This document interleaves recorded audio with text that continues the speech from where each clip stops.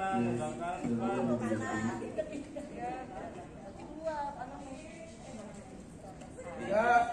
gerak. Yang baru datang menyesuaikan.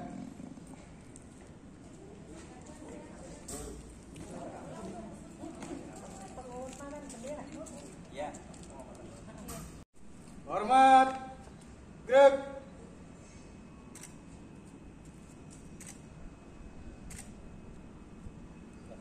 Tegak. Gerak. Semangat ya. Siap. Istirahat. Gerak. Contoh lagi istirahat berarti lagi amanah. Assalamualaikum warahmatullahi wabarakatuh.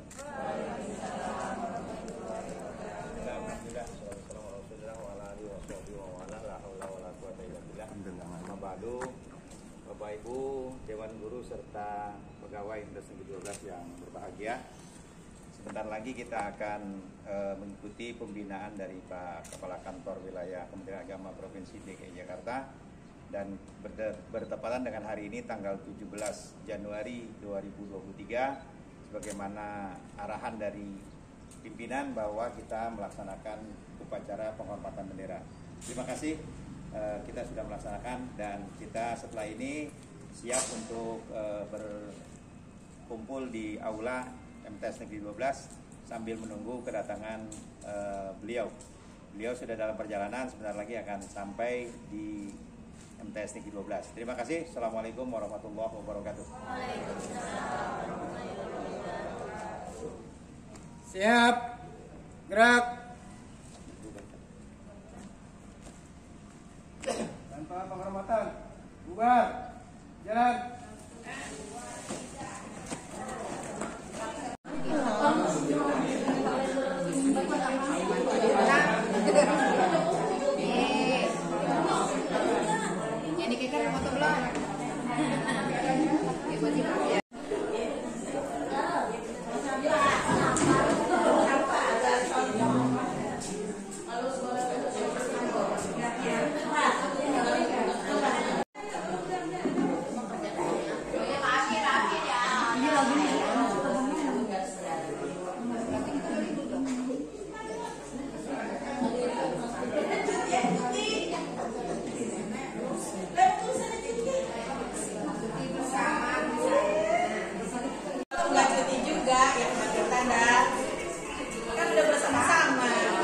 Nomor.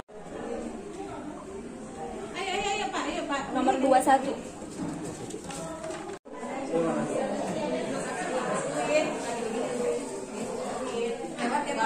Silakan Bu.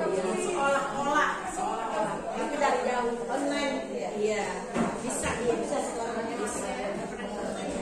Lihatin. Kalau anak-anak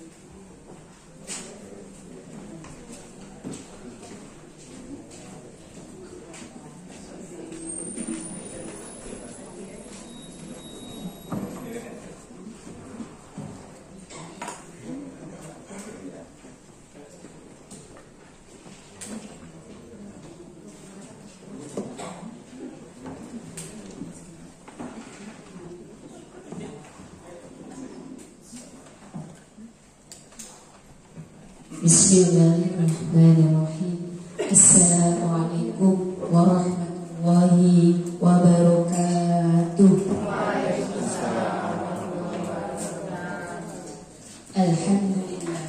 Alhamdulillahil malikil haqqil mubin alladzi hadana lil imani wal yakin.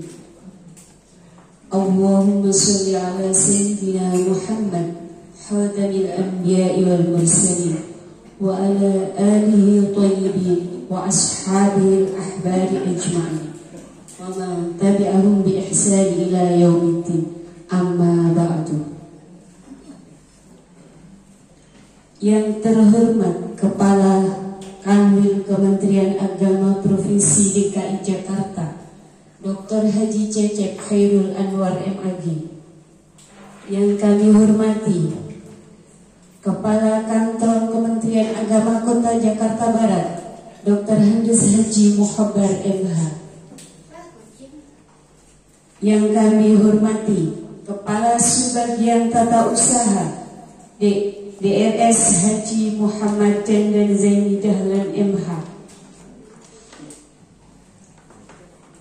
Yang terhormat Kasipenmat Kota Jakarta Barat Haji Masuro MAG. Yang kami hormati pengawas Madrasah Sanawiyah Negeri 12 Jakarta, Dr. Handus Haji Budi Hairawan MPD. Yang kami hormati Ketua Komite Madrasah Sanawiyah Negeri 12 Jakarta, Bapak Heru Wikanto MA. Yang kami hormati Bapak Kepala Madrasah Sanawiyah Negeri 12 Jakarta, Dr. Handes Haji Sofyan MPD. Yang kami hormati Kepala TU Madrasah Sanawiyah Negeri 12 Jakarta beserta para staf, serta yang kami hormati Bapak Ibu Guru Madrasah Sanawiyah Negeri 12 Jakarta.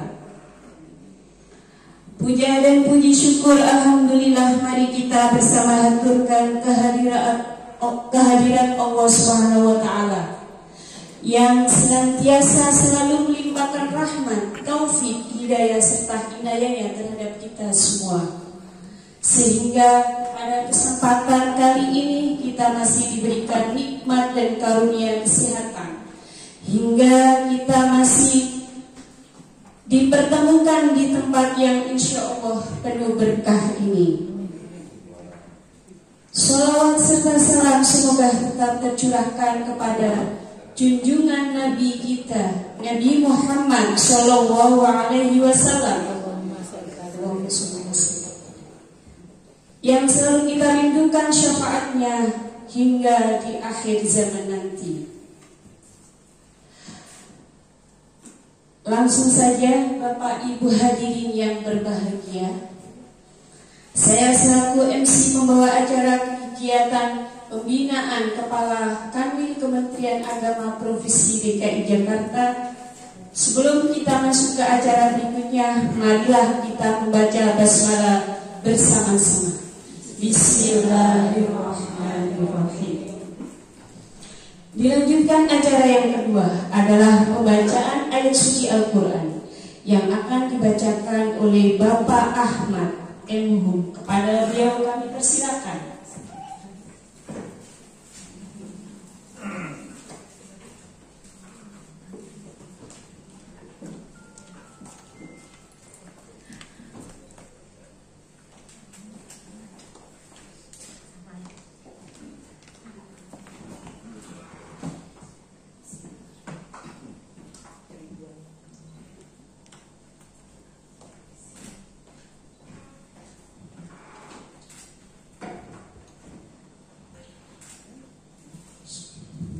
Assalamualaikum warahmatullahi wabarakatuh. Waalaikumsalam warahmatullahi wabarakatuh.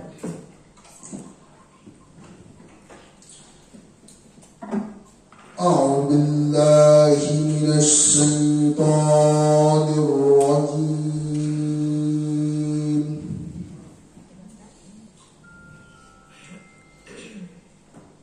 Bismillahirrahmanirrahim.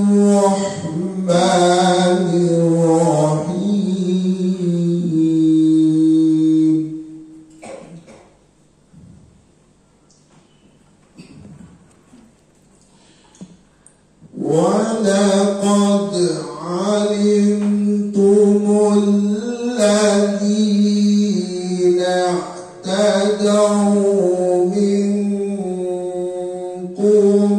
فِي السَّبْتِ فَقُلْنَا لَهُمْ كُونُوا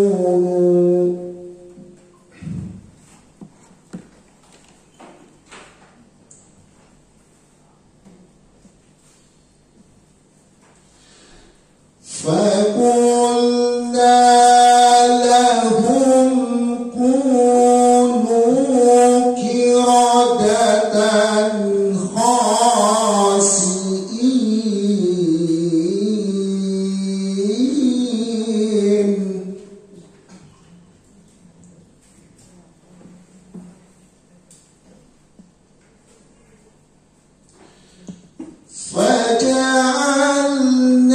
فجعلناها نكالا لما بين يديها وما خلفها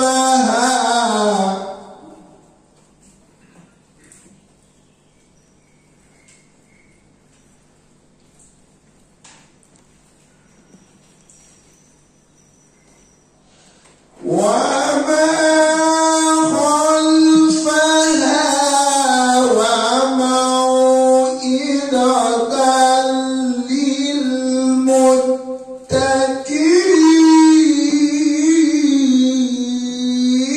للمتقين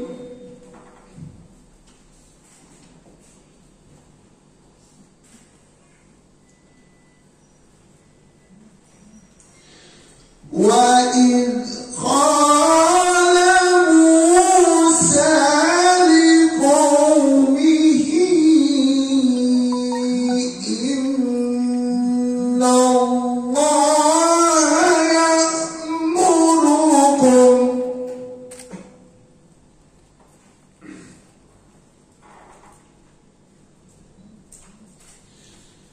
إن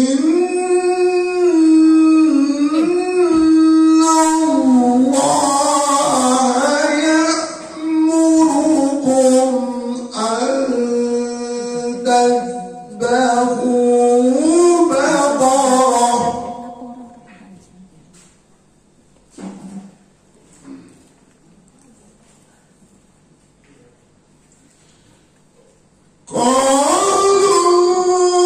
قالوا أتتخذنا هزوا قال أعوذ بالله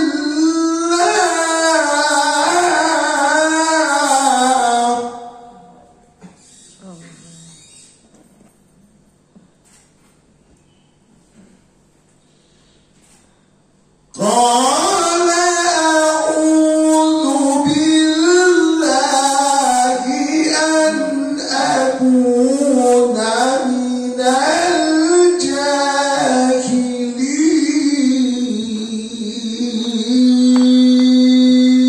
الجاهلين صدق الله العظيم والسلام عليكم ورحمة الله وبركاته. Waalaikumsalam warahmatullahi wabarakatuh.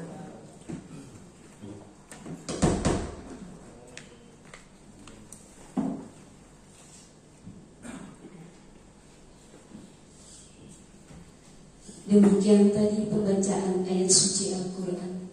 Semoga Allah memberikan pahala bagi yang membacanya dan kita yang mendengarkannya. Amin amin ya rabbal alamin. Acara yang ketiga, menyanyikan lagu Indonesia Raya dengan dirijen Ibu Haja Juni Dewi Aswati. Kepadanya kami persilakan. Hadirin dimohon berdiri.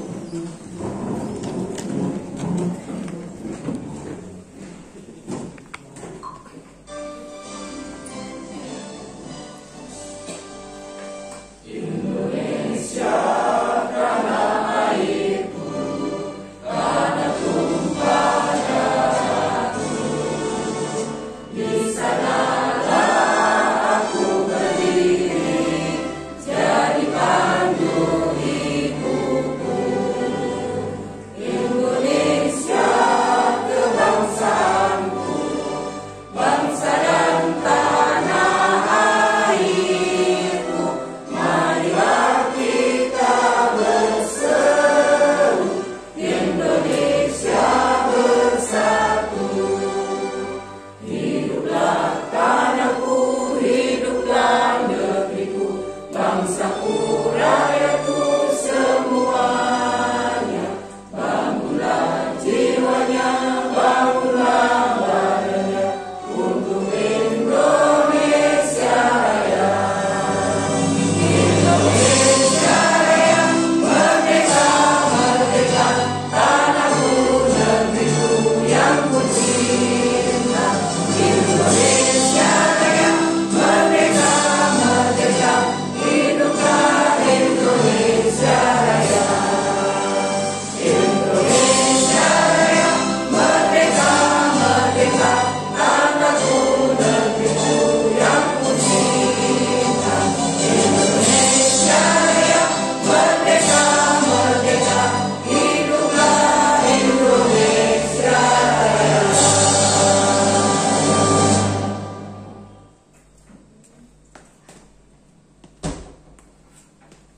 Terima kasih kepada Bapak Ibu hadirin, kami harap duduk kembali.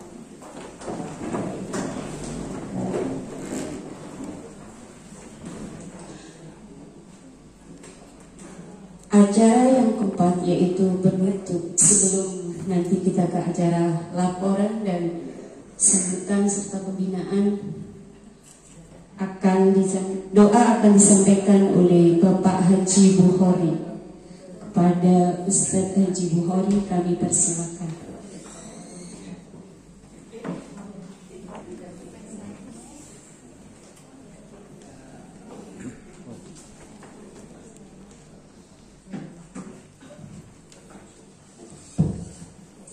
Assalamualaikum warahmatullahi wabarakatuh. Waalaikumsalam warahmatullahi wabarakatuh. Bismillahirrahmanirrahim.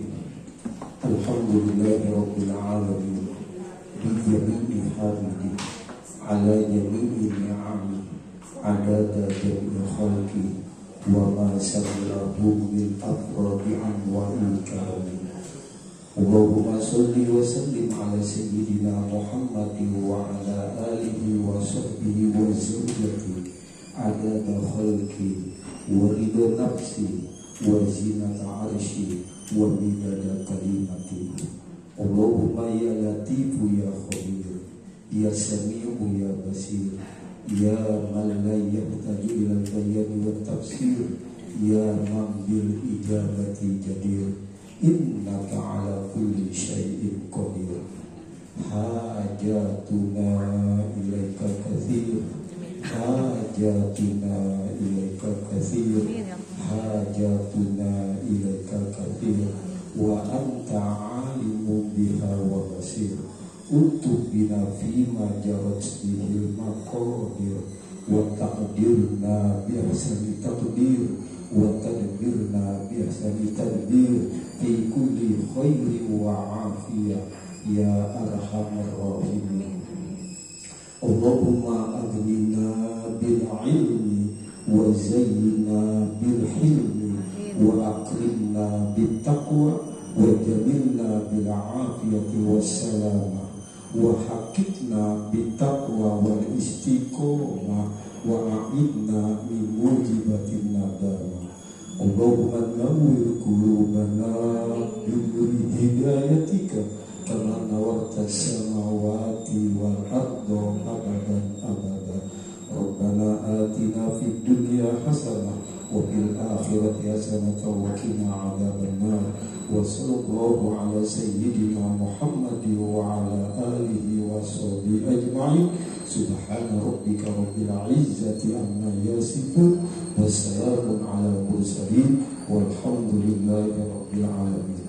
Assalamualaikum warahmatullahi wabarakatuh. Waalaikumsalam.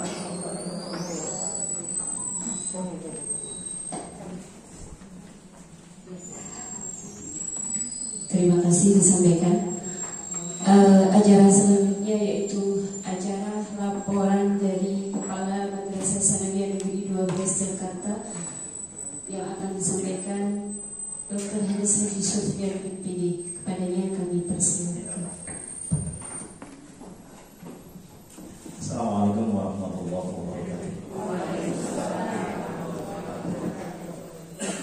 Bismillah, alhamdulillah, wassalatu wassalamu ala rasulillah Sayyidina Muhammad ibn Abdillah. La haula wa la quwwata illa billah. Rabbi shrah sadri wa yassir li amri wa hlul 'uqdatam min lisani yafqahu qawli. Membahas Bapak Kepala Kantor Wilayah Kementerian Agama Provinsi DKI Jakarta, Kiai Haji Cecep Khairul Anwar yang kami muliakan, Bapak Kepala Kantor Kementerian Agama Kota Jakarta Barat, Bapak Kiai Muhammad, Bapak Kasubag Tata Usaha Kementerian Jakarta Barat, Pak Janda Zaini, Pak Kasih Pembat Kota Jakarta Barat, Pak Ibu Sturok, Bapak Pengawas Pak Ibu Irwan dan Ketua Komite Madrasah 12, Bapak Ibu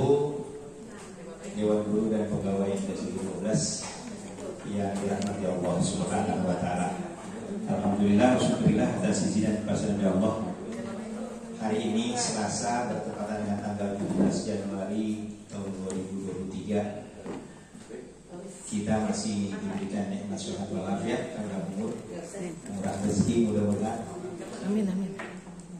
Insya Allah kita akan mendapatkan pembinaan dari Bapak Kepala Kantor Wilayah Daerah Agama Provinsi DKI, karena menjadi momen yang strategis masih dalam suasana hari amal bakti agama yang ke-77. Sekaligus saya laporkan juga Pak Kepala Kantor bahwa tanggal 17 Januari menjadi tanggal spesial sehingga bagi keluarga besar MTS Negeri 12, karena secara definitif per tanggal 17 Januari 1994 MTS Negeri 12 keberadaannya diakui sebagai salah satu lembaga pendidikan yang ada di Jakarta Barat, dengan kepala madrasah pertama saat itu almarhum Bapak Haji Arifudin Bia. Salawat semoga senantiasa tercurah kepada baginda Rasul Muhammad Sallallahu Alaihi Wasallam, keluarga dan sahabat, mudah-mudahan kita akan mendapatkan syafaatnya. Amin, amin ya Allah. Amin ya Rabbal Alamin. Bapak Kepala Kantor Wilayah Agama Provinsi DKI yang saya muliakan, terima kasih Bapak sudah menyempatkan hadir di MTS 12 dalam rangka pembinaan. Seperti saya katakan tadi, hal strategis untuk melakukan contoh bagi kami yang ada di madrasah. Jelas 2 tahun kami tersiap sama dengan menghadapi pandemi.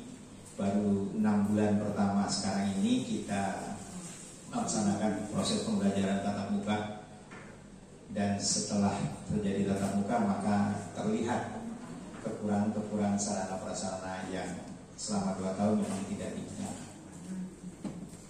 Alhamdulillah di MTS Negeri 12 saat ini ada 18 rombel dengan jumlah peserta didik sebanyak 539.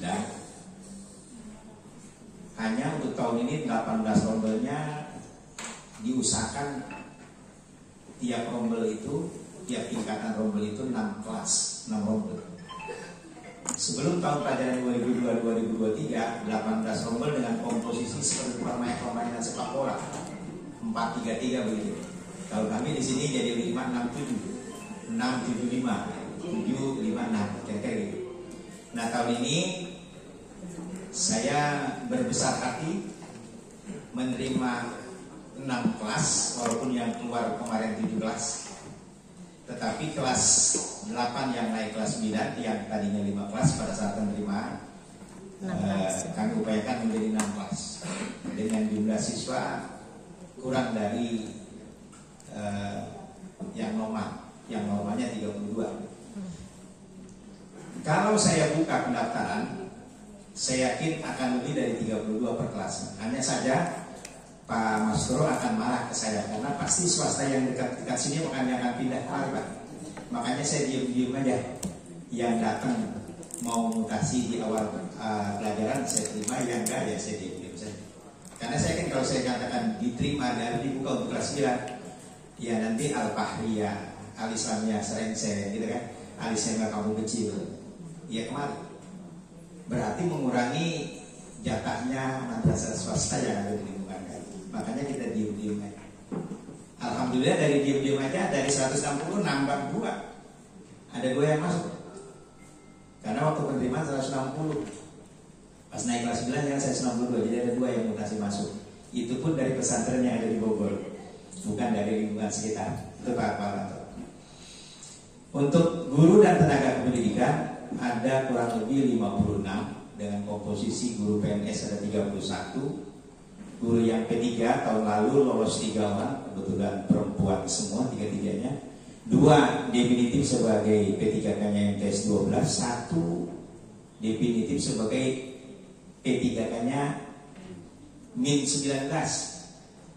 Hanya karena sertifikatnya guru mata pelajaran maka tetap di Sanawiyah 12 untuk mengampu pelajaran fikih. Yang pemberkasan yang berangkat tahun ini ada 5. Ya Pak Ahmad ya? 5. Guru 3 dan 2 TU. sehingga mudah-mudahan nanti hasil seleksinya lolos. Ya. Tenaga tata usaha yang PNS ada 7 orang. Kemudian yang non PNS ada 2 orang. Nah, itu gambaran yang ada di MTS Negeri 12 ini. Alhamdulillah, ketika Bapak baru menjadi Kakanwil, kita ketemu di Surabaya, Pak, bahwa anak sanawiyah 2 orang yang masuk 6 besar nasional terkait dengan MyRace. Hanya saja kami hanya baru bisa memboyong juara 81. Ya, dan tahun ini kemarin kita hanya masuk di 50 besar. Setelah 50 besar kita tersingkir. Tapi di DMC alhamdulillah saya MTS 12 1 medali emas dan 1 medali perunggu di Jakarta Madrasah Competition tingkat provinsi, mengoleksi 1 medali emas dengan 1 perunggu untuk MyRace. Hanya saja memang untuk ASN-nya kami belum bisa berbuat banyak, dan insya Allah tahun ini saya sudah melakukan kerjasama dengan 1 lembaga dan akan kita mulai di bulan Januari ini intensif untuk pembinaan KSN dari awal sampai pada waktunya untuk bersaing bersama, karena semangat teman-teman pengen terbang ke Kendari katanya, pengen mengawal KSN sampai Kendari katanya. Ya. Mudah-mudahan semangat. Makanya pembinaan kali ini saya ambil tema Pak Kantor, ASN berintegritas dan profesional, bangga melayani. Ini merupakan strategi, saya pikir integritas dan profesional artinya memperhatikan dan mengutamakan pelayanan kepada masyarakat, baik itu siswa, orang tua, Pak Ketua Komite di sini ada, ya. Jadi punya kebanggaan memberikan layanan kepada masyarakat untuk meraih, ada di pointer saya yang ke-6, madrasah mandiri berprestasi. Mungkin itu yang bisa saya laporkan kepada Bapak, dan tadi sudah diledek-ledek sama Pak Pengawas. Pak, tahun ini tahun terakhir Pak Kepala, tahun depan Desember saya sudah purna gitu. Iya, Pak Kandir juga paham betul, saya tahun depan itu udah purna gitu. Ya, ingin saya maksimalkan tugas saya di MTS 12 kelas 7 tahun ini, sebagaimana amanat dari Menteri Agama, bahwa Kementerian Agama itu tidak lagi memilah-milih calon siswa yang sudah bisa baca Quran. Makanya tahun ini saya buat program kerjasama dengan 1 lembaga. Kita kelas 7 itu programnya program metode qiraat. Targetnya anak bisa baca. Bonusnya tahfiznya dapat. Kalau kemarin kita berorientasi pada tahfiz, akhirnya tahfiz dari 160 siswa yang tahfiz cuma 10% dari 160, udah bagus itu. Ya, banyak kan nggak tahfiz, ya. Jadi baca Qurannya juga jadi terseok-seok karena tenaganya nggak ada. Alhamdulillah tahun ini disupport oleh Komite Madrasah, program Qiraati sudah berjalan 4 bulan, dan mudah-mudahan sekarang sudah sampai di level 3 ya. Ada yang level 3, ada yang level 4. Yang masih kebanyakan level 1, level 2 sampai mereka. Oh, yang level 1 ke 10 orang. Alhamdulillah, dari 4 bulan perjalanan Qiraati, level 1-nya tinggal 10 orang, tinggal sedikit lagi berarti. Yang level 3, level 4-nya sudah juga lumayan banyak. Mudah-mudahan nanti di kelas 8 kita akan lanjutkan, sehingga nanti ada di kelas 8 ada program dari tahfiz ini, program wisuda. Ya, program wisuda sekaligus pengujian secara massal oleh dewan pengujinya, termasuk oleh orang tua dan gurunya. Silakan nanti menguji pada saat anak sudah sampai di level yang kelima. Ya, level yang kelima. Saya rasa itu dari saya. Mohon arahan dan pembinaan dari Bapak untuk lebih mempertegas memberikan pelayanan kepada stakeholder, kepada masyarakat, kepada siswa dalam mengusung tema madrasah mandiri berprestasi. Terima kasih. Wallahul muwaffiq ila aqwamit thoriq. Assalamualaikum warahmatullahi wabarakatuh.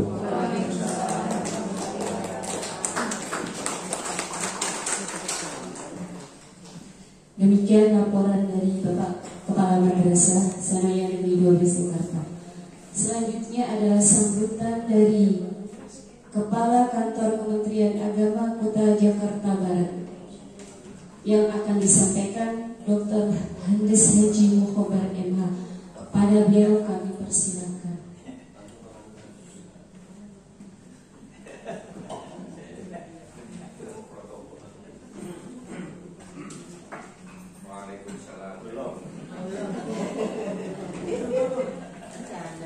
Bisa. Assalamualaikum warahmatullahi wabarakatuh. Waalaikumsalam warahmatullahi wabarakatuh. Alhamdulillahirabbil alamin. Dekat sini takutnya. Wal'aqibatu lil muttaqin wa la 'udwana illa 'alal zalimin. Allahumma shalli wa sallim ala sayyidina Muhammadin sayyidil mursalin wa ala alihi wa sahbihi ajma'in wa ba'd. Yang terhormat Kepala Kantor Wilayah Kementerian Agama Provinsi DKI Jakarta, Al-Mukarram Bapak Kiai Haji Dr. Cecep Khairul Anwar MAG Matamallahu bikulli hayatin wa nafanallahu bi'ulumihi. Yang saya hormati Pak Kepala Seksi Penmat Pak Kiai Mas Duro yang kumisnya tebal,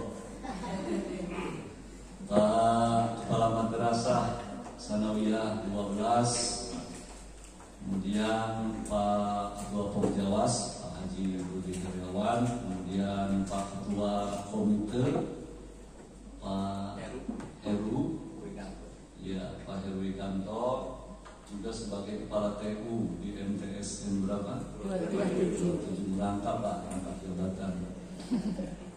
Hadirin para bapak dan ibu guru yang saya banggakan, para tenaga pendidik dan kependidikan yang saya muliakan, bagaimana kabarnya hari ini, sehat? Alhamdulillah. Allahu Akbar. Terima kasih atas waktu yang telah diberikan kepada saya. Sebetulnya saya tidak mesti sambutan pada hari ini, cukup Pak Kanwil saja yang memberikan pembinaan. Tapi saya diberikan waktu untuk berbicara sedikit. Pak Kanwil yang saya hormati, tentunya banyak harapan dari guru-guru kita di sini dalam rangka mendampingi murid-murid kita yang tadi sudah disebutkan jumlahnya. Berapa jumlahnya Pak Kiai? Murid kita 539 yang dilayani oleh tenaga pendidik berjumlah berapa? 38.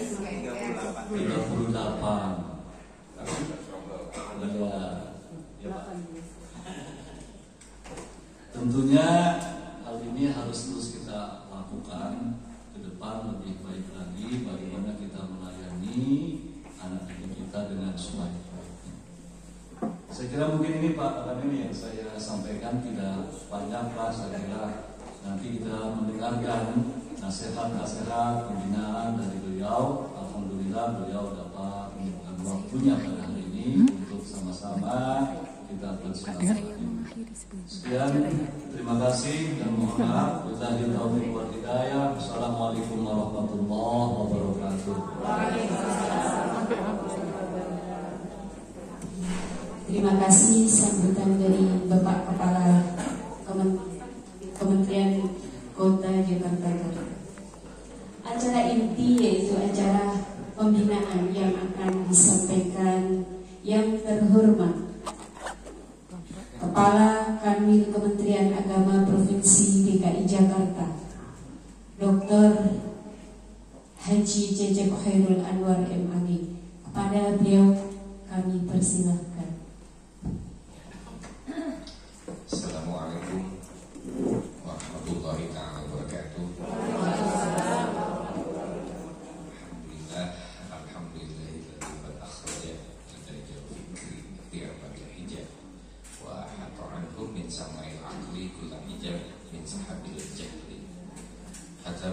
Sumusum ma'rifah wa amrullah min kasyifah Jalla alal inam Binikmatil iman ilal islam wa ba'du.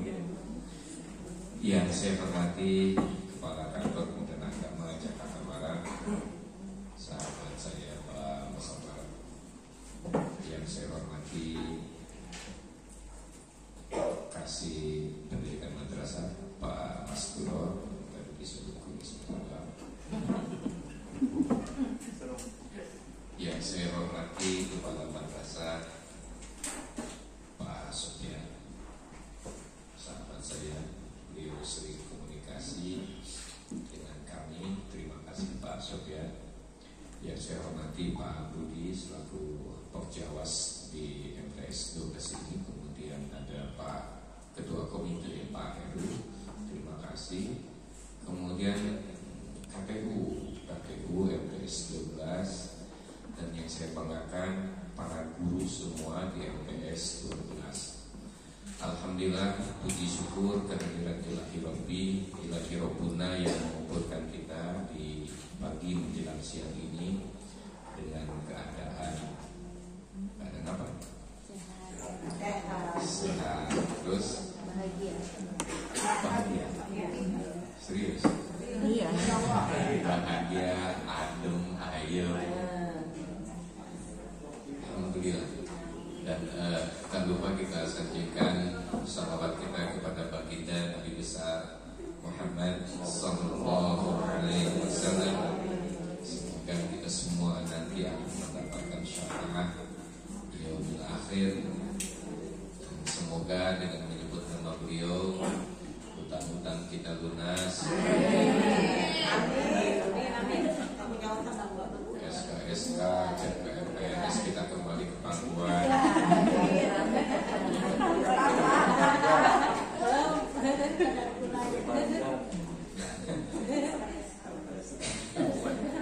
Ketika minta syafaat, aminnya sangat kecil banget. Tapi ketika minta hutang lunas, amin. Jadi sebetulnya penting mana sih antara syafaat dengan hutang? Apa? Penting mana syafaat sama hutang? Dua-duanya ya, dua-duanya. Karena berhutang itu merupakan sunnah. Sunnah kan? Sunnah kan? Gak, pertanyaan saya, hutang tuh untuk sunnah gak sih? Jawab dong, saya pengen guru itu yang semangat. Pak Kiai, yang beri baca doa, hutang itu sunnah atau tidak? Bisa wajib katanya. Bisa wajib. Bisa wajib. Kalau nggak hutang nggak makan. Wajib. Itu berbagai perspektif ya. Karena al-hukmu yaduru ma'ilati, dan apa-apa akan terus berhutang. Yang kedua, ketika kita tidak berhutang, maka doa-doa Rasulullah tidak kita lakukan, sehingga kita tidak mempunyai sunnah.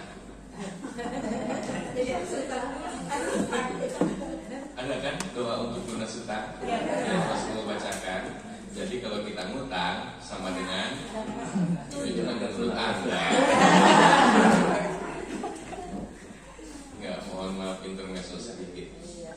Bapak Ibu yang saya hormati, saya bahagia hari ini paling tidak bisa menyapa para pejuang, para guru.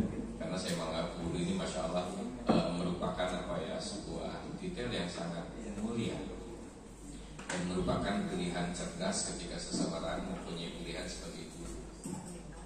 Betul nggak? Betulnya ragu. Betul nggak? Guru itu pilihan cerdas. Betul. Sepakat. Cerdasnya apa?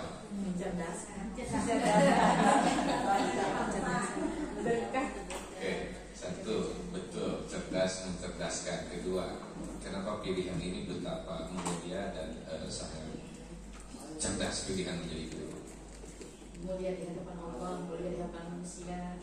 Ibu mulia di hadapan Allah. Insya Allah. Kapan ketemu Allah? Kapan ketemu Allah?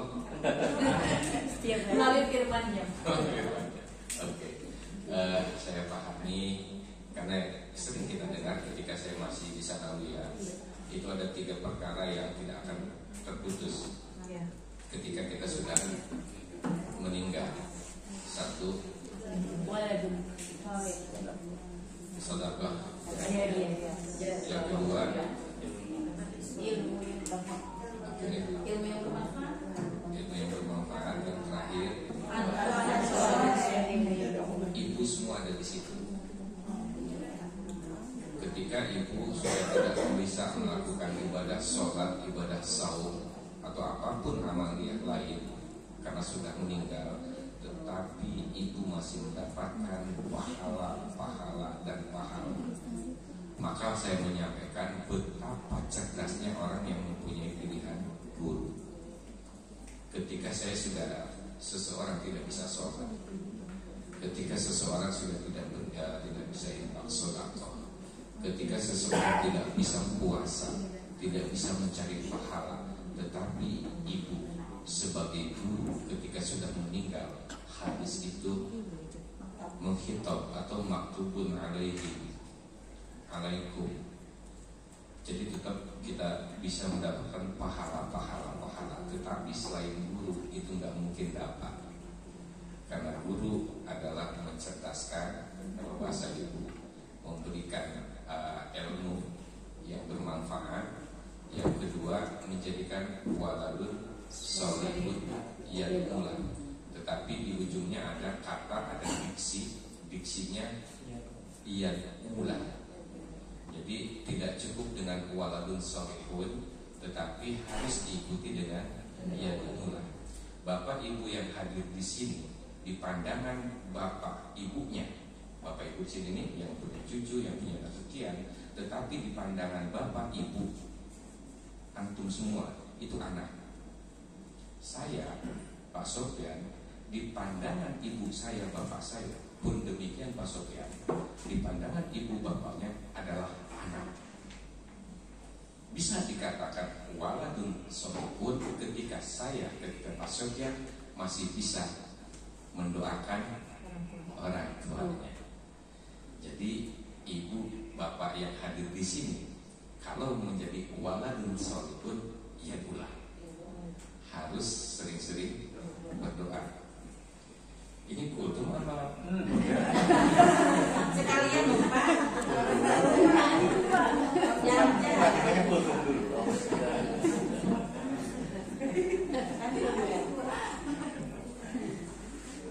Lagi charger Pak. Itu saja yang dapat kami sampaikan.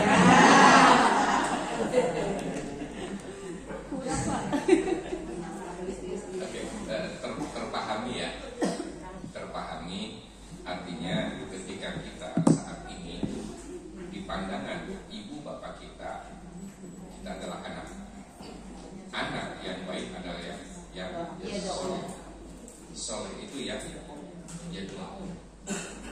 Maka kita ya tidak cukup beramal soleh, tetapi harus diujungi dengan ya doa.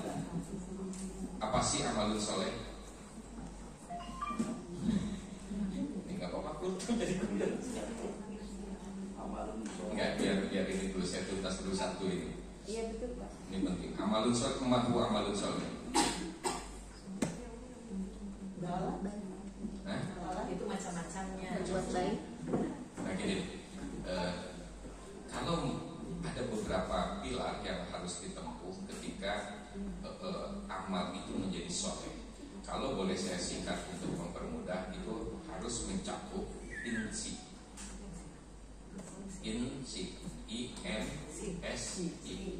ilmu, niat, sobat, ikhlas. Jadi amalun soleh bisa dikategorikan amalun soleh ketika mencakup INSI, ilmu, niat, sabar, ikhlas. Jadi amalun soleh harus mencakup ilmu, niat, sabar, ikhlas. Ada 4 itu apa tadi? Ilmu, niat, ikhlas. Kan dia apa dulu ya? Iya. Nggak, paling tidak walaupun saya hadir sebentar, pertama minimal ya ada catatan.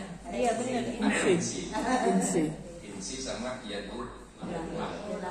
Ini penting karena pola Rasulullah SAW ketika melakukan tarbiyah itu beliau dan sahabatnya selaku pengulangan murojaah, tidak kejar tayang. Nah sehingga apapun itu bisa terpahami dan kita paham dan bisa mengimplementasikan. Ketika bisa mengimplementasikan, maka akan ditambah lagi menjadi paripurna.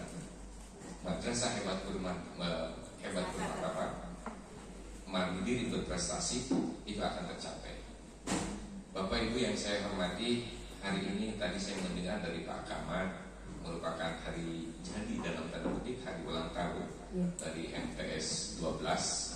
Pertama kami mengucapkan selamat milad. Semoga MTSN 12 ini tetap jaya, memberikan manfaat bagi semuanya bangsa Indonesia, wabil khusus bagi umat Islam. Dan tadi juga dilaporkan bahwa salah satu guru dari MTS 12 juga ada yang sakit. Semoga yang sakit diberikan kesehatan yang sempurna. Siapapun keluarga kita, siapapun, khususnya guru MTS ini, semoga dipanjang usahakan dan disehatkan. Ala hati ini ya, wa ala kulli nabiyyin salihah wa ala nabiyyina Muhammadin sallallahu alaihi wasallam. Al-Fatihah.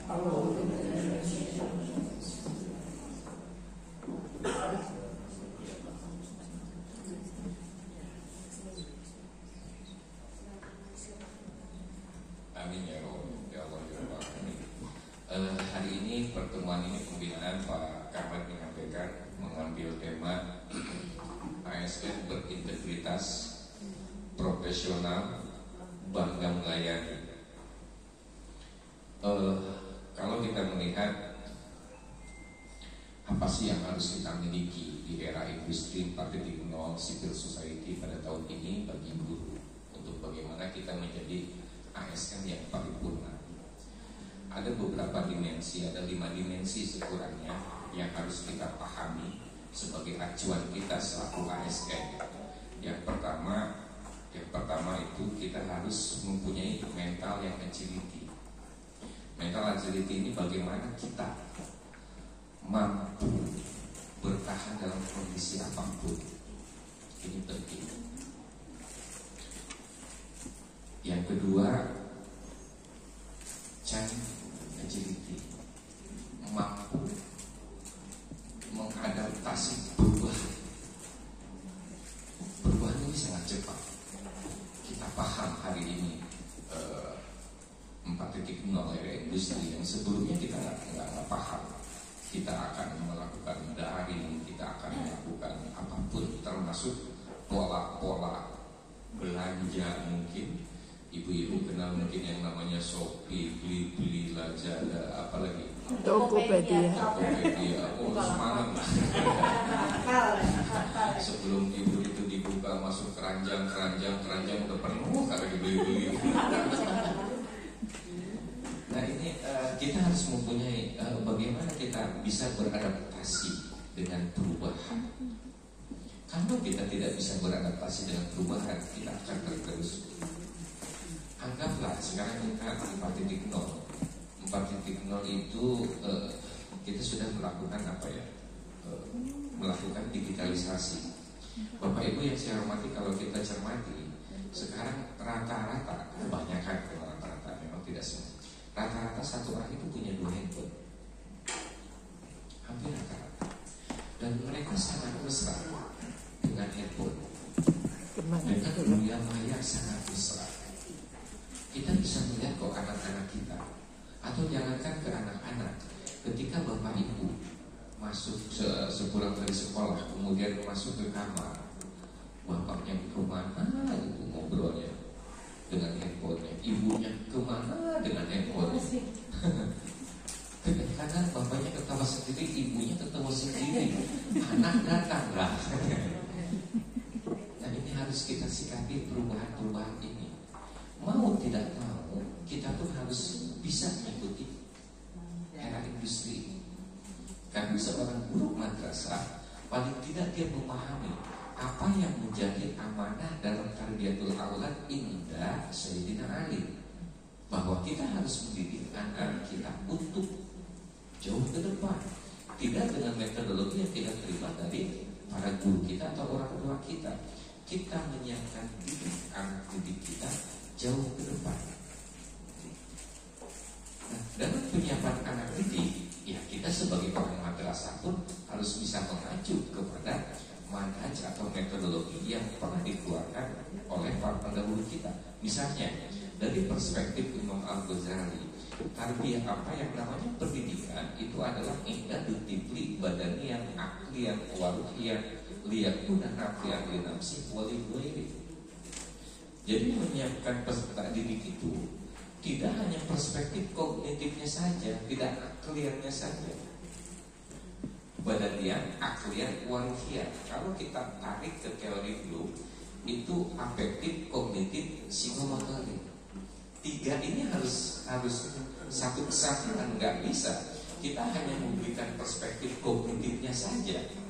Afektif, psikomotoriknya tidak kita sentuh, maka akhlakul karimah, attitude-nya juga hilang. Ada beberapa kejadian, bukan kejadian, pengamatan saya. Saya punya teman, dia hafid, hafal Quran, dan terus murojaah apa. Tetapi dari perspektif afektif psikomotoriknya nggak jalan, karena ini disayangkan, sehingga terjadi ketidakseimbangan dalam kehidupan. Nah, oleh karena itu penting melakukan tarbiyatul aulad secara komprehensif dari tiga itu. Nah, oleh karena itu sudah sangat berpesan Bapak Ibu semua Dewan Guru, kita harus terus mengeksplor terkait dengan dunia maya. Dan Bapak Ibu yang saya hormati, saya punya pengalaman di rumah ketika daring. Anak saya itu bertanya ke saya, "Pak, ini apa jawabnya?" Ternyata soalnya berat-berat gitu. Soalnya berat-berat. Dan ya bapaknya juga kan nggak mau disebut nggak pinter kan, ngumpet dikit buka Google, ketemu jawabannya. Oh, jawab ini. Artinya semua aspek mapol dan sebagainya memang ada di Google. Mau tidak mau, karena sekarang era industri, kita juga harus memahami terkait dengan digitalisasi. Kita akan jauh tertinggal untuk Allah Subhanahu wa Ta'ala mengirim yang namanya COVID. Jadi kita juga harus berterima kasih ke COVID. Dengan hadirnya COVID itu memaksa kita untuk bagaimana kita pun akrab dengan teknologi. Tanpa COVID, ya mungkin ibu nggak bisa, nggak kenal dengan Zoom, nggak kenal dengan digitalisasi dan sebagainya. Sekarang ada yang namanya absen absen digital dan sebagainya. Kita paham karena COVID. Jadi kita juga harus berterima kasih kepada COVID. Karena dengan adanya COVID, kita lebih bercengkrama. Nah, oleh karena itu ini penting, kita harus child agility itu bagaimana kita bisa beradaptasi dengan perubahan. Anak-anak itu akan lebih pandai daripada kita terkait dengan dunia maya digital. Nah, makanya Gus Menteri Yakut Khalil Kaumas ketika ditunjuk oleh Bapak Jokowi untuk membantu menjadi komando di Kementerian Agama, salah satu yang paling core utama yang waktu itu beliau disampaikan masalah digitalisasi. Nah, sehingga program prioritas, yang 7 program prioritas Menteri itu salah satunya adalah transformasi digital. Dengan transformasi digital, Menteri Agama Yakut Khalil Kaumas pada tahun 2022 ini beliau mendapatkan penghargaan lebih dari 23 penghargaan. Tahun 2023 Kementerian Agama banjir oleh anugerah dan penghargaan, bukan dari internal, tetapi dari kementerian lembaga, dari BPK, dari Menpan, dari BKN, dari keuangan, dari berbagai kementerian, termasuk dari media.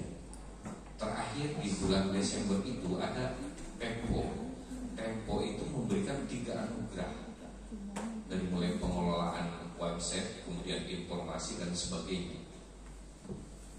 Nah, Tempo itu sebetulnya media mainstream yang senantiasa mengkritisi pemerintah yang keras, tetapi Tempo memberikan penghargaan kepada Kementerian Agama. Tentunya kementerian ini bukan ansih oleh kinerja Pak Menteri sendiri, tetapi hasil dari buah karya Bapak Ibu juga yang ada di sini. Mari kita bertepuk tangan. Banyak dari 23 anugerah yang diberikan kepada Kementerian Agama, ada salah satu yang memberatkan sebetulnya bagi Kementerian Agama. Anugerah tapi jadi musibah dalam tanda petik. Misalnya kaitan dengan pelayanan, dengan bangga melayani dengan pelayanan ibadah haji. Ibadah haji pada tahun 2022 hasil dari survei indeks kepuasan pelayanan haji oleh BPS, tahu BPS, Statistik Nasional, dia kemarin sudah meluncing. Jadi indeks kepuasan haji tahun 2022 itu naik 4 digit lebih, dari 87, sekian tahun 2022 dari 95, sekian, kemudian tahun 2022 90,45 dengan nilai sangat memuaskan. Di lain pihak bangga karena kami bisa memberikan pelayanan terbaik, tapi di lain pihak Kementerian Agama pusing sendiri. Iya, karena untuk mempertahankan, ini kan biasanya mempertahankan ya sudah, mempertahankan ini yang terlalu tinggi itu kami susah. Akhirnya Gus Menteri sangat concern dan sekarang juga sudah mulai dibuka kalau tidak salah untuk pendaftaran petugas haji. Sebelumnya juga dibuka untuk pendaftaran P3K. Ada yang ikut P3K sih? P3K itu yang daftar di DKI itu 4.272 yang daftarnya. Yang MM-nya 1.002. Tahu MM? Memenuhi syarat. Yang TM, tahu TM? Tidak memenuhi syarat itu 3.270. Banyak. Jadi yang daftar 4.000 sekian, yang keterima 1.000, yang tidak memenuhi syaratnya 3.000. Yang memenuhi syarat pun yang 1.000 itu dokter akan. Jadi dokter akan itu maksudnya gini, ketika saya dilapori oleh kepegawaian, Pak Kapten itu tidak masuk syarat banyak. Akhirnya saya minta semua kepegawaian tolong yang namanya persyaratan, jika itu masih bisa kita bantu untuk terpenuhi, bantulah mereka. Mereka sudah lama menunggu ingin masuk ke P3K. Kayak misalnya mengupload yang salah, kemudian masalah materai. Kadang-kadang ada yang nakal juga, materainya satu tapi ditempel, diupload, dicabut lagi, ditempel lagi di sini, ditempel lagi. Jadi satu materai untuk 3 berkas. Iya, cerdas. Tetapi membawa masalah banyak. Karena ketahuan di nomor serinya kan, sejak materi itu ada nomor seri. Ada nomor seri jadi ketahuan. Jadi nggak bisa di era industri 4.0 ini kalian membohongi masalah itu. Walaupun jujur aja, saya selaku kadir saya gemes juga. Gemesnya kok belum P3K aja udah berani begini. Tapi saya harus berhusnuzon. Aduh, mungkin lagi uangnya nggak ada. Tapi saya yakin kalau itu bukan masalah oke dan bukan masalah. Dia cari jalan pintas singkat. Bisa jadi oke Asia kan. Jelas kemudian juga dari tadi ada beberapa dua yang ketiga itu privilegibility. Bagaimana kita bisa melakukan kerjasama, ta'awun, kerjasama dengan sesama guru, kerjasama dengan masyarakat, kerjasama dengan pilar-pilar yang memang bisa membantu terwujudnya prestasi pada madrasah. Bagaimana dengan pengawas, dengan komite, dan dengan yang lain. Ini harus satu kebersamaan, nggak mungkin. Kan masing-masing juga mempunyai tusi masing-masing. Anggaplah misalnya dengan komite. Komite jelas kok regulasinya dari Undang-Undang Sisdiknas turunannya. Dia mempunyai 3 dimensi untuk bagaimana bisa melakukan controlling, kemudian bisa melakukan komunikasi dan sebagainya. Ada 3 dimensi. Kalau 3 dimensi ini kita lakukan kebersamaan, maka madrasah ketika ada kekurangan bisa tertutupi. Dan di komite juga salah satu terkait dengan penganggaran, itu komite yang punya apa? Tanda petik yang bisa gitu. Karena kalau kita kan menjadi dumas. Pun demikian pengawas. Bagaimana lembaga pendidikan on the track? Pengawas tidak hanya mengawasi untuk mencari hal-hal yang di wilayah negatifnya saja, tapi bagaimana ketika madrasah sudah melakukan kontrak prestasi dan sudah membuat flowchart program, itu pengawas hadir di situ. Apa sih program dari MPS 12 ini? Program tahunannya apa? Apakah program tahunan itu sudah dibuat flowchartnya yang kemudian di breakdown ke tribulan, di breakdown lagi ke per bulan? Apakah flowchart itu juga sudah didampingi dengan rencana penarikan dana? Ini penting, kita mempunyai guidance di dalam sebuah organisasi. Satu organisasi tanpa ada guidance, tanpa ada target itu ya apa ya? Ya tidak terstruktur gitu. Makanya saya mohon kepada Pak Camat beserta jajaran, arahan Menteri Agama pada tahun 2023 program selesai pada bulan Juli. Jadi bulan Juli 2023 ini harus sudah selesai. Minimal serapannya 70%. Ya mungkin bagi ibu bapak kok bisa gitu sih galak amat. Kami Gus Menteri itu memotret secara nasional bahwa tahun ini tahun politik. Tahun politik yang dimana semua organisasi, semua partai politik, semua apapun itu biasanya bangkit di situ. Yang datang minta bantuan ini, yang datang minta program ini, bla bla bla bla bla. Nah sehingga dikhawatirkan itu program-program kita dan KKL kita, pagu anggaran kita habis sama itu, mikirin itu. Makanya kita push percepat supaya capaian-capaian berperspektif KKL yang mengacu kepada lensa bisa tercapai dengan baik.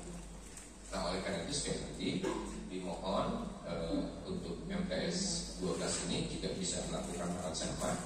Program tahunan itu dibuat flowchart yang kemudian dibarengi dengan rencana penarikan dana sehingga di bulan Juli itu insya Allah bisa tercapai. Bapak Ibu yang saya hormati, yang keempat terkait dengan learning agility. Bagaimana kita mampu memahami dan mengambil ilmu baru. Kalau perspektif yang tadi ngaji Quran, siapa lagi tadi? Pak Ahmad. Itu kata Pak Ahmad, muhafadzah ala qadmi sholeh wal akhdu bil aslah. Jadi mempertahankan teori-teori yang terbaik dari tahun sekarang ke belakang, tetapi tidak lupa kita ngambil juga metodologi atau manhaj yang terbaru. Nah sehingga ini ada keseimbangan, kita mempertahankan yang baik-baik, tetapi mengambil yang baik juga untuk kemaslahatan kita ke depan. Oleh karena itu ini juga sangat penting bagaimana learning agility kita lakukan. Dan kami berharap kepada Bapak Ibu guru, tidak hanya guru yang disandar, tetapi kami minta juga Bapak Ibu guru harus juga sebagai murid. Itu saya mohon. Jadi tidak ansih sebagai guru, tapi ibu bapak juga harus bisa sebagai murid. Sebagai murid dia mampu mendengar, sebagai murid dia bisa bertanya, sebagai murid dia bisa baca lagi.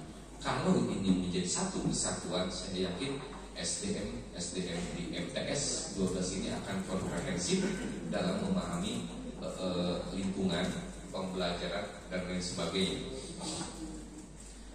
Bapak Ibu yang saya hormati, yang terakhir, Bapak Ibu harus tetap mampu berprestasi dalam keadaan apapun.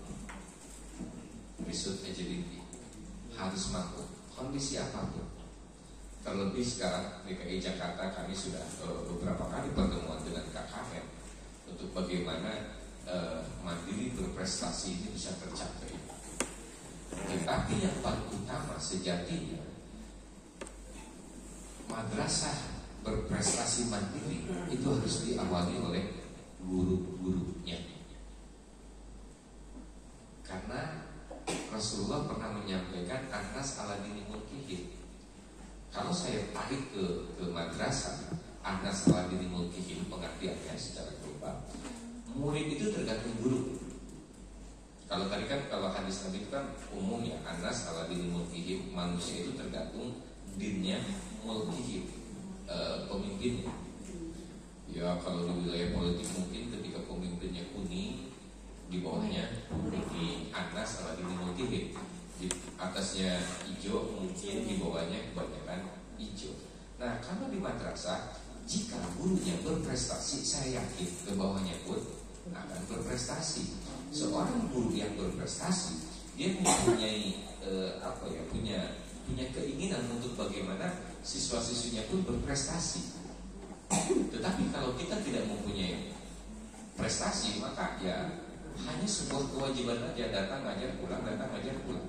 Tapi tidak melakukan inovatif kreatif. Nah oleh karena itu kami berharap kaitkan dengan pendidikan. Saya berharap ibu bapak melakukan hal yang inovatif, yang kreatif. Tadi disampaikan bahwa MTS 12 ini sebetulnya merupakan MTS 12 yang penuh dengan prestasi di awal. Dan saya mendengar juga Pak Sofyan ingin mengembalikan MTSN 12 ini ke masa kejayaannya. Pak Sofyan selaku kamar, dia tidak akan mungkin bisa melakukan itu tanpa dibantu oleh bapak ibu guru semua. Oleh karena ini merupakan satu kesatuan dalam lembaga pendidikan untuk bagaimana kita saling mendukung, kita saling curah pemikiran, curah pendapat, agar di samping guru berprestasi, siswa-siswi pun berprestasi dengan bingkai akhlakul karimah. Ini yang paling penting. Tidak sedikit orang cerdas, tidak sedikit orang pintar, tetapi tidak dibangun oleh etika atau akhlak. Maka di MTS 12 ini saya yakin dalam meraihkan prestasi itu tidak mengesampingkan yang namanya akhlakul karimah. Karena Rasulullah SAW tujuan utamanya memang di situ, akhlakul karimah. Akhlakul karimah kalau kita mau tafsir, kalau kita mau kaji sangat luas. Termasuk pola pemberdayaan, pola pendidikan sekarang pun senantiasa terus berubah. Kita sudah memasuki kurikulum merdeka, sekali merdeka, terus merdeka. Nah, intinya dari kurikulum merdeka itu bagaimana guru siswa belajar dengan senang, nyaman. Ini yang harus dipahami. Jangan sampai kurikulum merdeka yang tujuannya diproses, bukan diujuk. Ini yang paling utama di kurikulum merdeka itu prosesnya, ikhtiarnya dibuat nyaman, tenang, sehingga transfer knowledge juga mudah dalam melakukan tarbiyatul auladnya itu sangat mudah kalau sudah nyaman. Pun demikian di lingkungan guru, tolong jangan sampai antara satu guru dengan satu guru lain ketika terjadi perbedaan pemikiran itu malah terjadi konflik. Kita paham dalam kehidupan ini saya tidak akan mungkin senang ke antum semua, karena antum semua pun tidak semua senang ke saya. Itu prinsip hidup. Jadi saya tidak akan mungkin senang pada orang yang ada di kantor semuanya, dan orang yang ada di kantor semuanya pun tidak mungkin senang ke saya semua. Ini prinsip hidup. Tetapi bagaimana kita mengeliminasi perbedaan itu tetap menyayangi. Pun demikian di sekolah, kita berada di satu ruangan dengan guru-guru. Guru-guru mempunyai pemikiran yang berbeda, mempunyai watak yang berbeda, dan lain sebagainya. Karena ini merupakan keniscayaan dari Allah. Allah menciptakan bersuku, apalagi berbangsa, jenis kelamin kan? Di situ pun kita bisa memahami pemikiran pemikirannya pun akan berbeda. Nggak mungkin sama, pasti berbeda. Oleh karena itu ini merupakan sebuah ujian bagi kita untuk bagaimana kita hidup bersama, people agility, melakukan kerjasama untuk membangun madrasah berprestasi. Kalau kita kalah oleh hal-hal yang tidak berarti tadi, maka kita akan terbelakang. Jadi kalau ada ketidaksepahaman, ya jangan terus ditarik, tapi cari kalimatun sawahnya, persamaannya kita ambil. Contoh misalnya dalam keberagamaan, kita di Indonesia ini agama ini banyak. Ada Islam, ada Kristen, Katolik, Hindu, Buddha, Konghucu, Bahai, Zoroaster, Sikh, Yahudi, apalagi banyak di Indonesia. Tetapi mereka bangsa Indonesia. Kita harus bisa menghargai. Allah menciptakan bersuku-suku beragam. Allah sangat mampu untuk menciptakan umatan wahidah tadi. Tetapi tidak liyabluwakum, untuk menguji kita. Agama yang terbaik ketika Rasulullah Nabi Muhammad SAW ditanya agama yang baik adalah agama yang lurus dan toleran. Nah, oleh karena itu Bapak Ibu yang saya hormati, di tengah kebinekaan ini, di tengah keragaman, tidak menutup kemungkinan di satu madrasah ini ada berbeda mazhab. Mungkin ada yang Syiah, mungkin ada yang Maliki, mungkin Hanafi, Hambali dan sebagainya, tapi tetap mereka dalam Islam. Surga punya Allah, neraka punya Allah. Bapak Ibu mau masuk surga? Bapak Ibu mau masuk surga? Ya, silakan meninggal duluan. Oh iya Bu, karena surga adanya setelah meninggal. Jadi kalau ke surga ya udah mati duluan dah.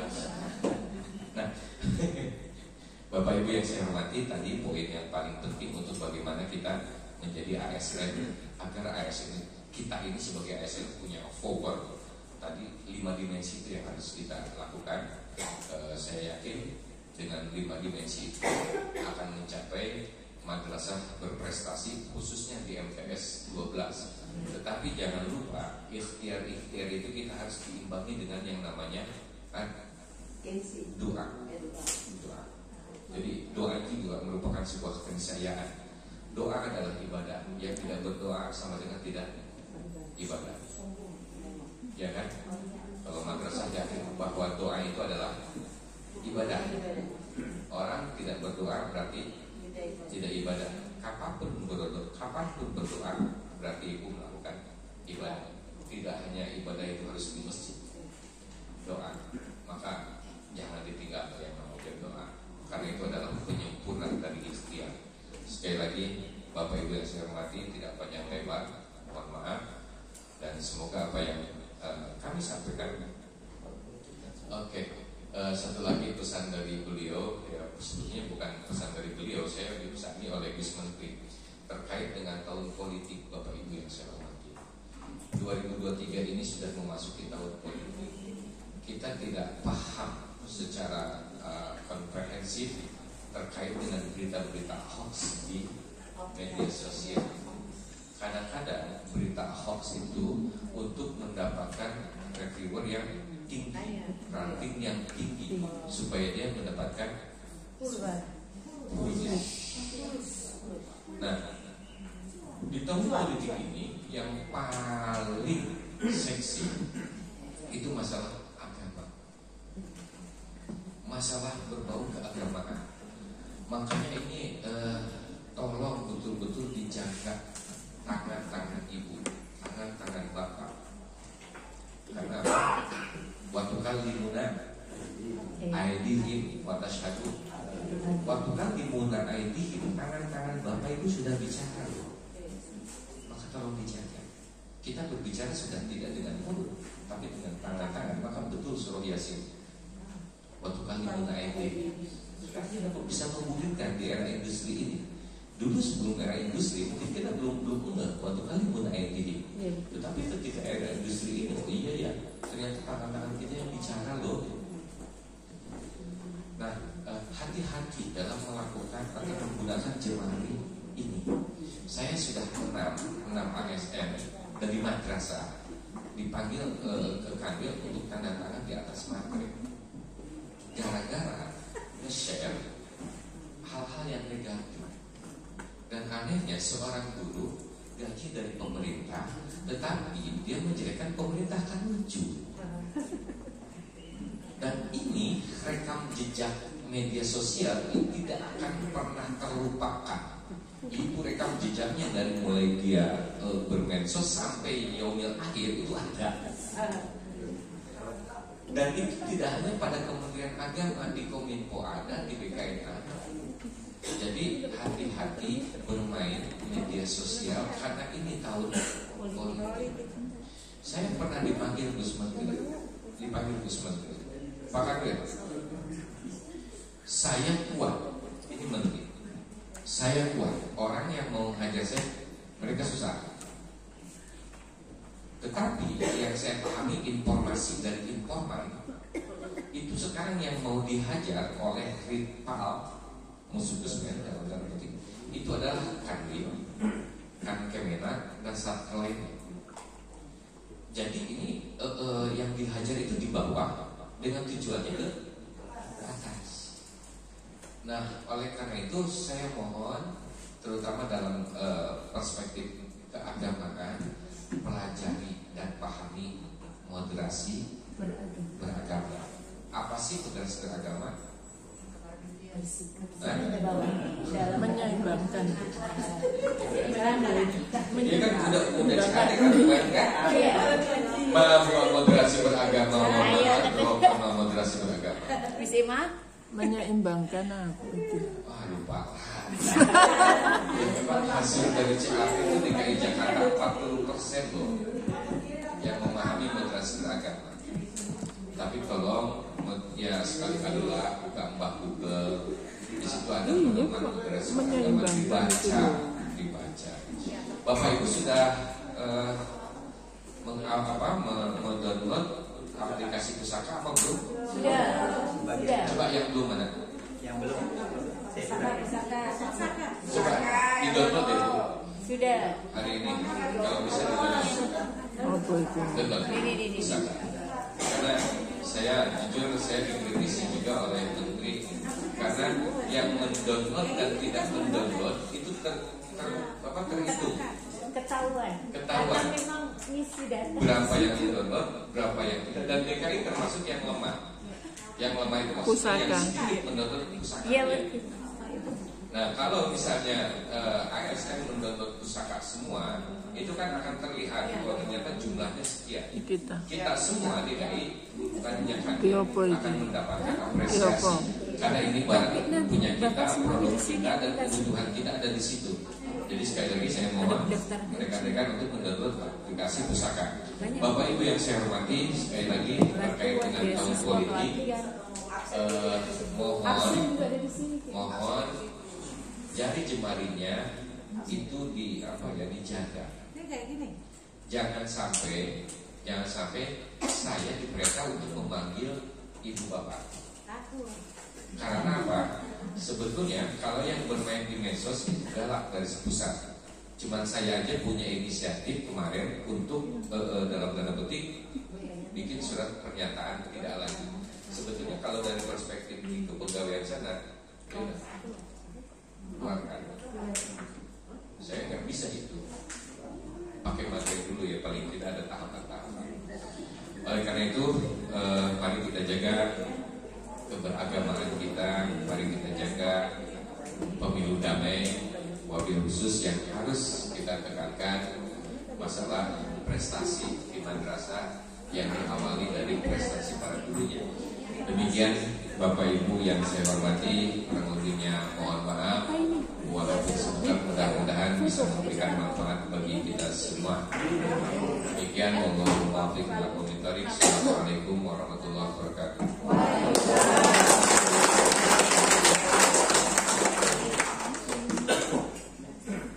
Terima kasih kami sampaikan kepada Bapak Kepala Kanwil Kementerian Agama Provinsi DKI Jakarta.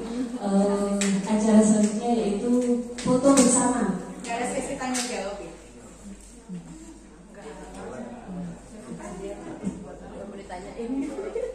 Boleh. Ya. diaminkan oleh Bapak. Jadi kami buka sesi tanya jawab untuk 3 penanya. Ya, yang pertama Bu Harja Masito. Ya, yang Gak usah pakai ini. Bismillahirrahmanirrahim. Assalamualaikum warahmatullahi wabarakatuh. Waalaikumsalam. Yang terhormat Kepala Kanwil, Kepala Kemenag, yang kami hormati Kepala MTSN 12 Jakarta, Ketua Pokjawas, Ketua Komite dan yang lainnya, Bapak-bapak, Ibu-ibu semua. Saya mohon izin untuk bertanya, mudah-mudahan ini bermanfaat pertanyaannya bagi saya, terutama keluarga dan semuanya barangkali. Pertanyaannya sederhana karena tadi Bapak juga menyinggung masalah haji ya. Saya telah mendapatkan info dari urusan haji di Kemenag. Untuk tahun ini mudah-mudahan saya tidak salah menanggapi, akan dihabiskan yang terdaftar, yang telah mendaftar 2012 dan 2013 gitu, akan dirapikan semua gitu. Namun di sini yang menjadi pertanyaan saya, ini kan 2023, berarti 2012 2013 mungkin yang tertunda diberangkatkan tahun ini ya.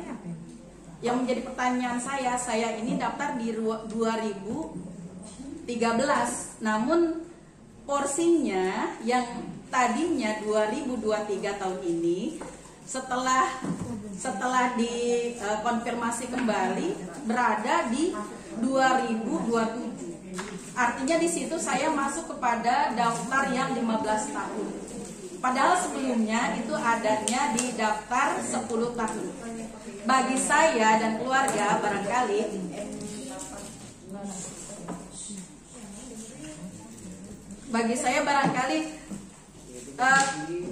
masalah tidak masalah karena kami akan berkunjung ke rumah Allah. Jadi tergantung Allah yang akan memanggil ya.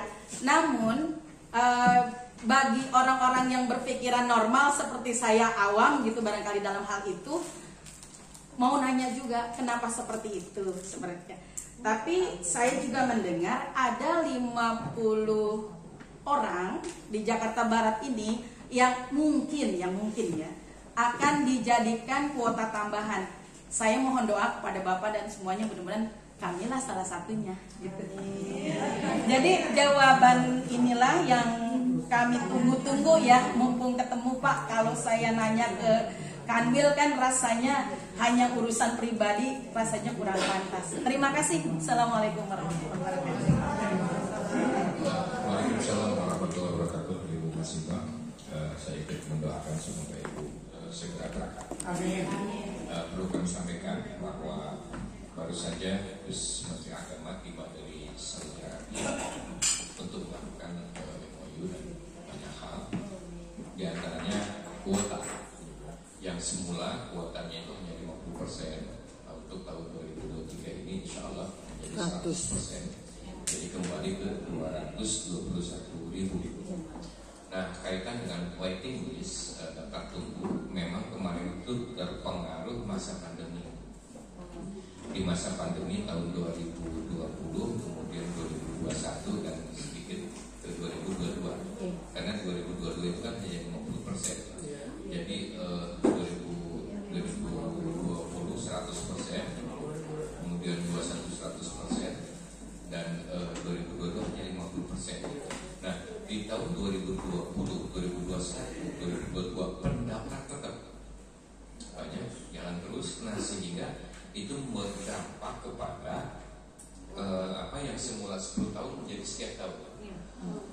Secara besaran di DKI Jakarta ini totalnya yang waiting list itu 192.000 dengan jumlah tunggunya 25 tahun.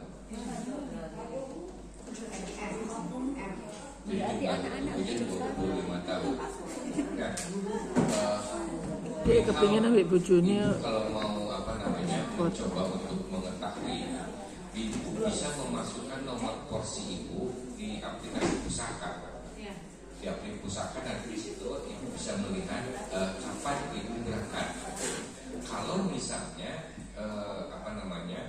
kuota bertambah, karena Gus Menteri juga berkeinginan di 2023 ini nambah 10%. Keinginan, boleh dong punya keinginan. Tetapi keinginan ini tentu akan berdampak.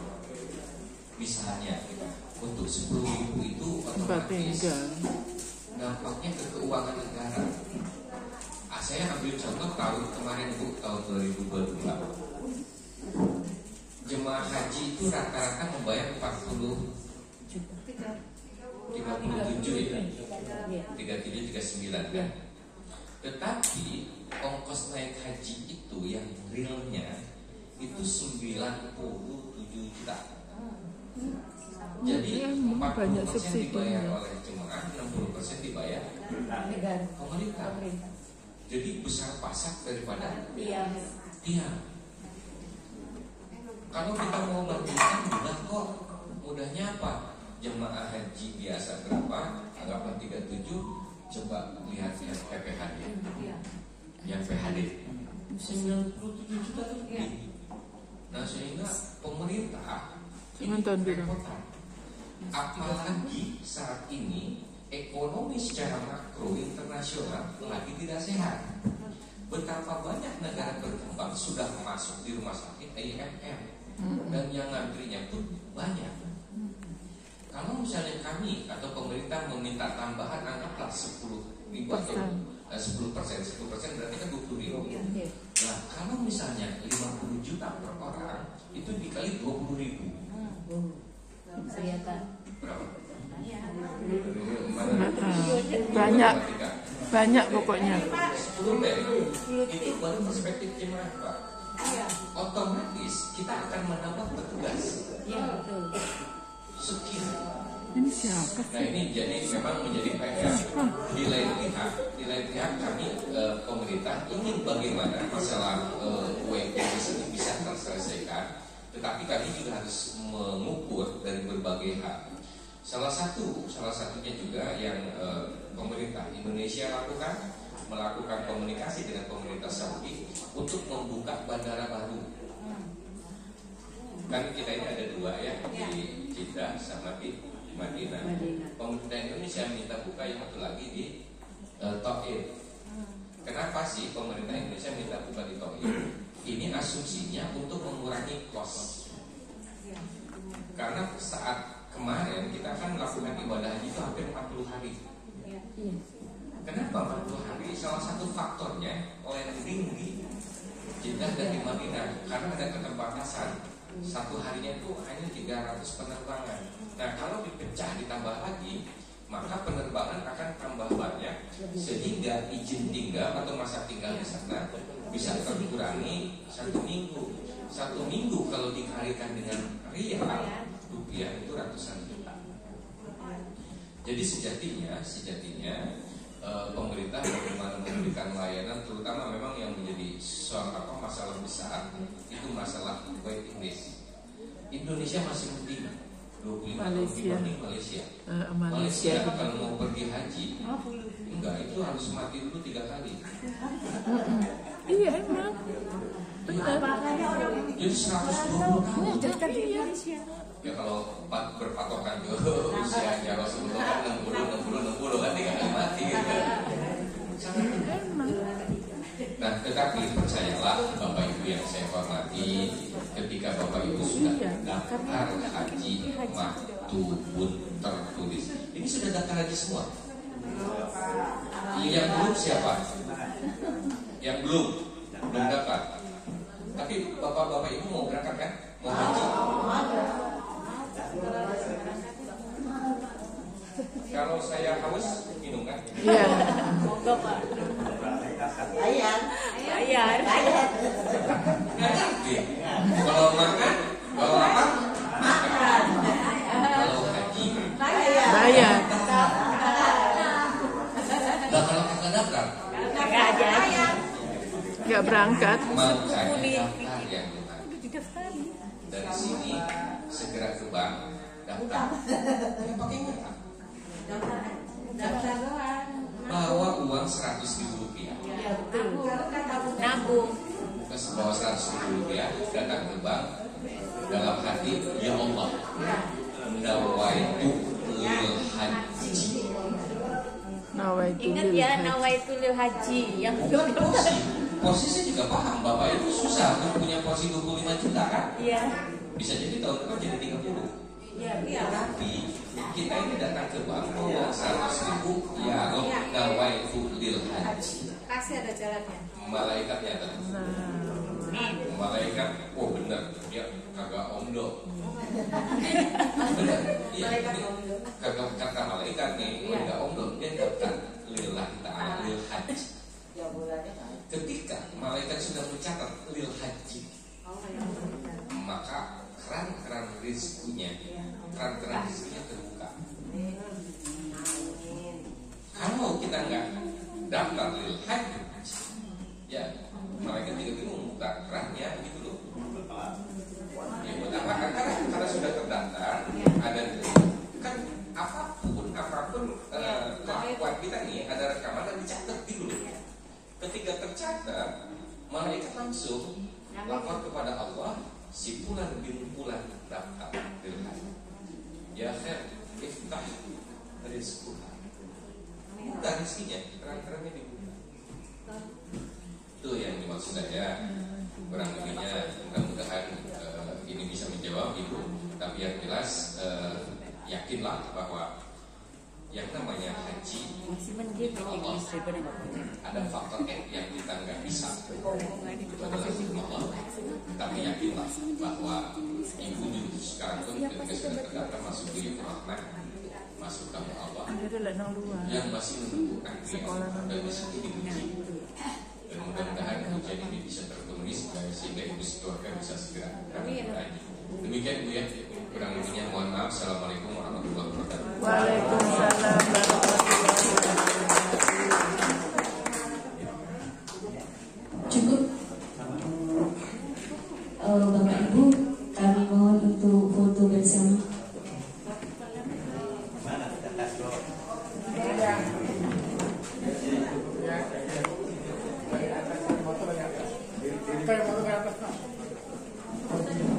Oh, dari atas. Siap.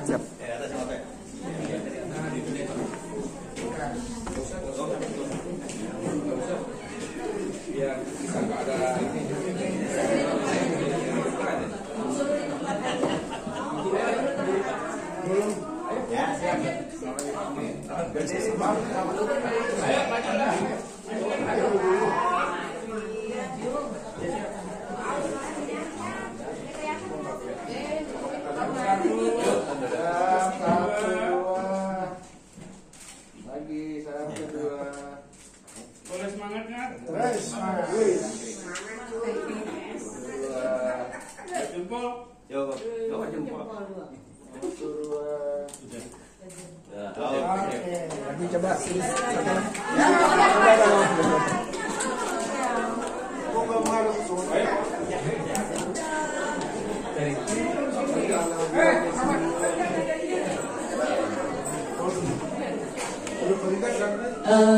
Demikian acara pembinaan yang telah kita laksanakan dan alhamdulillah berjalan dengan lancar. Akhirul kalam, sebelum acara ini kita tutup.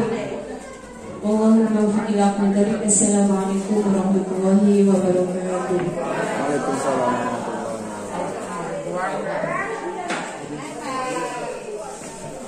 Ini video. Ya.